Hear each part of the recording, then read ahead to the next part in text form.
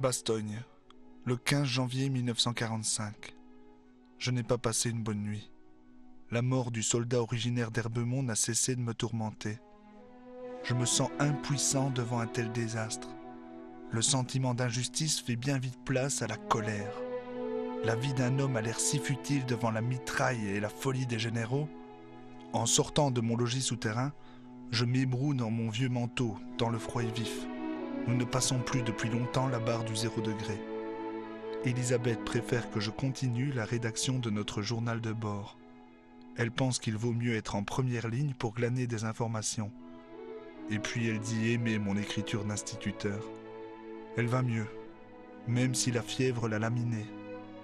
Elle s'interroge de savoir ce qui serait advenu sans Jeanne et tout le personnel civil et militaire confondu.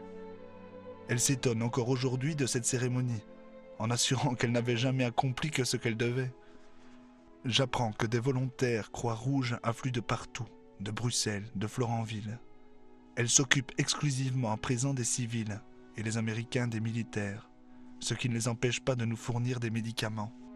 Les ambulancières partent ce matin pour récupérer les enfants d'ici qui ont trouvé refuge dans des familles d'accueil en ville. Ornières, trous d'obus et parfois des mines rendent la route dangereuse, mais pas assez pour qu'elles renoncent. Les Allemands continuent de reculer. Les cuisiniers US m'apprennent qu'Oufalise est en vue et que le village de Foix est complètement rasé. N'y vivent plus que des animaux en quête de nourriture. En libérant nos villes, les soldats ont trouvé les cadavres de leurs compatriotes gelés. Devant de telles secousses, le moral des troupes a du mal à rester celui d'un vainqueur. Je souhaite une bonne nuit à ma Jeanne et à Elisabeth. Tout à coup, sans raison précise, une irrésistible peur s'empare de moi. Mais je n'en laisse rien paraître. En rentrant dans ma cave, les larmes glissent sur mes joues, mes résolutions s'effritent, et je ne sais rien y faire.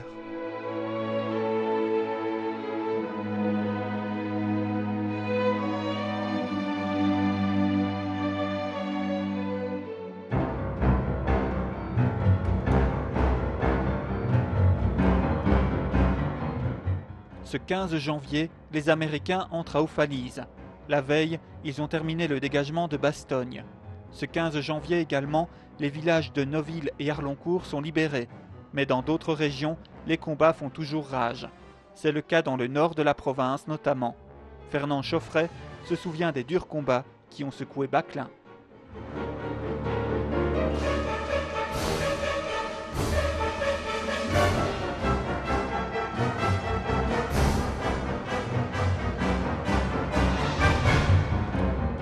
Les 8 derniers jours, les Allemands se sont retranchés dans les bois, entre Langlire et Baclin.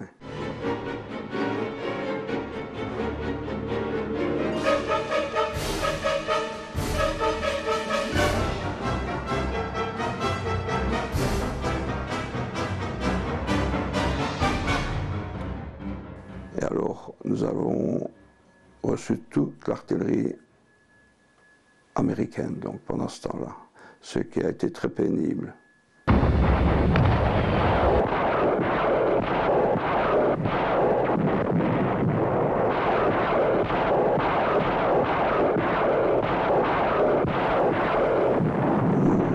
Nous étions dans les caves, nous recherchions les caves qui étaient réputées résistantes, voûtées. C'est ainsi que nous étions à 40 dans la nôtre.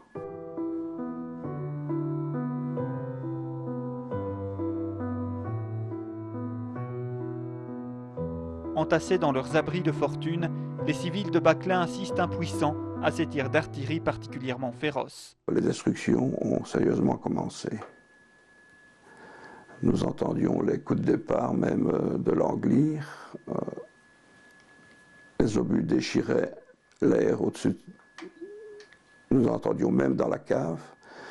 S'ils déchiraient l'air, ils continuaient.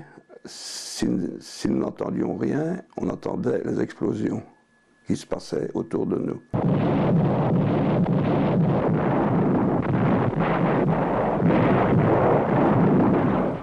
On était jeunes, on était au grenier à la tabatière. Vous savez ce que c'est de la tabatière? Et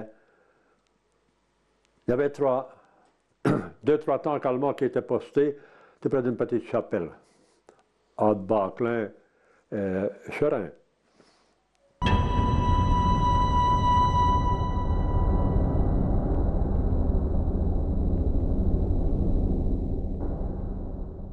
Il y avait un petit avion de reconnaissance qui a tourné autour d'eux, puis il est retourné.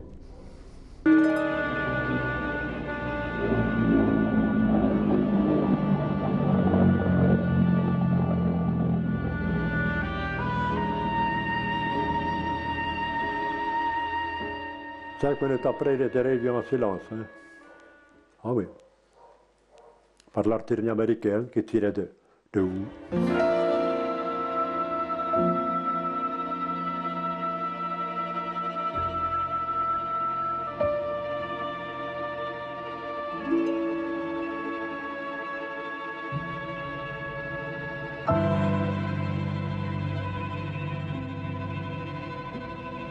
Malgré la violence des bombardements, les Allemands continuent de résister.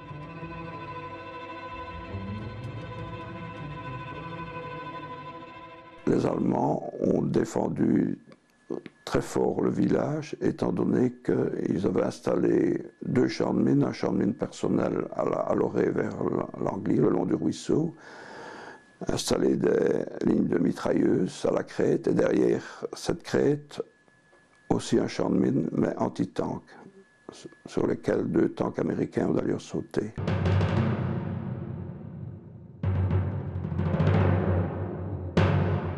À un moment donné, le village était même occupé par... La partie supérieure du village était occupée par les Américains déjà, alors que les Allemands occupaient toujours le dessous du village. Et c'est ainsi qu'ils ont certainement décidé de bombarder la partie inférieure du village.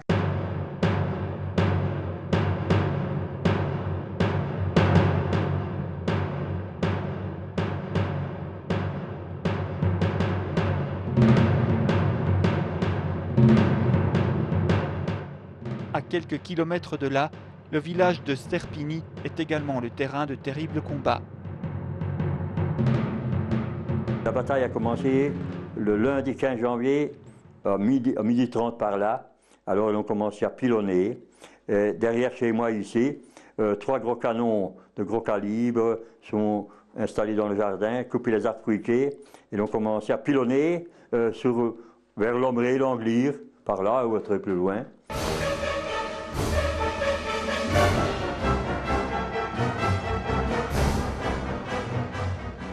Et alors, ils avaient installé leur camion d'obus juste devant la maison ici pour ne pas être repérés, pour ne pas être atteints.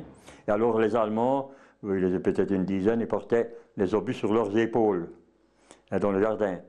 Mais ils ont tiré pilonné pendant un quart d'heure, et puis hop, ils sont foutus le camp d'un coup. Mais pas 10 minutes, un quart d'heure après,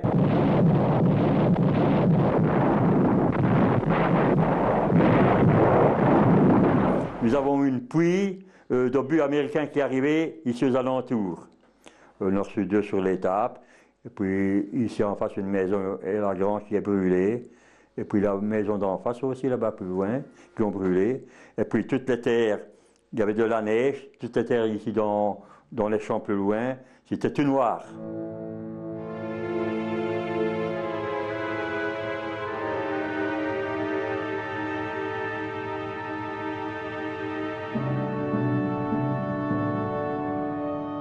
Ce 15 janvier, le village de l'Étaille est libéré. Il y a eu un tank allemand qui a eu un obus qui est entré par en dessous du tank et un soldat allemand a brûlé vivant dans le tank, brûlé vif. Mon père a eu sa casquette trouée par une balle. Donc sur 1 centimètre, disons. J'ai eu une balle qui m'a traversé la veste et m'a dans l'épaule. Et dans la maison à côté, chez Antoinette Renard, il y avait 22 Allemands qui étaient là, des jeunes de 18 à 20 ans, qui se sont laissés prendre prisonniers. Là, chez Antoinette. Et les maisons étaient en feu, donc ils ont dû sortir au moment où les Américains sont arrivés.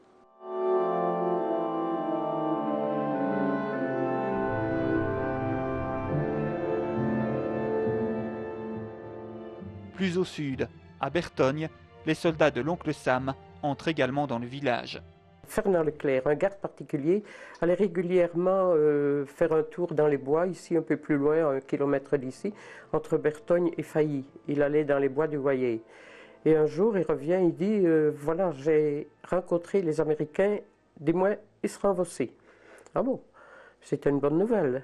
Effectivement, le lendemain, on a vu une file de personnages camouflés de blanc, donc ils avaient des grands draps de lit sur eux.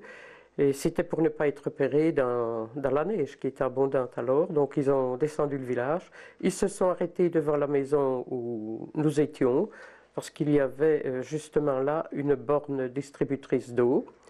Ils ont commencé à se laver.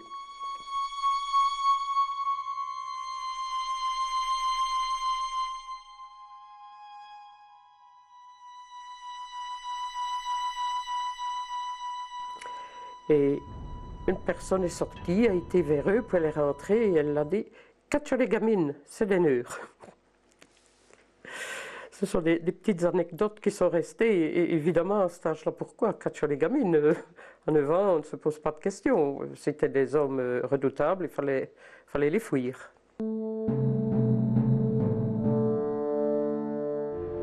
Alors que Oufalise vient d'être libérée, la famille d'Henri Mignon vit un véritable drame.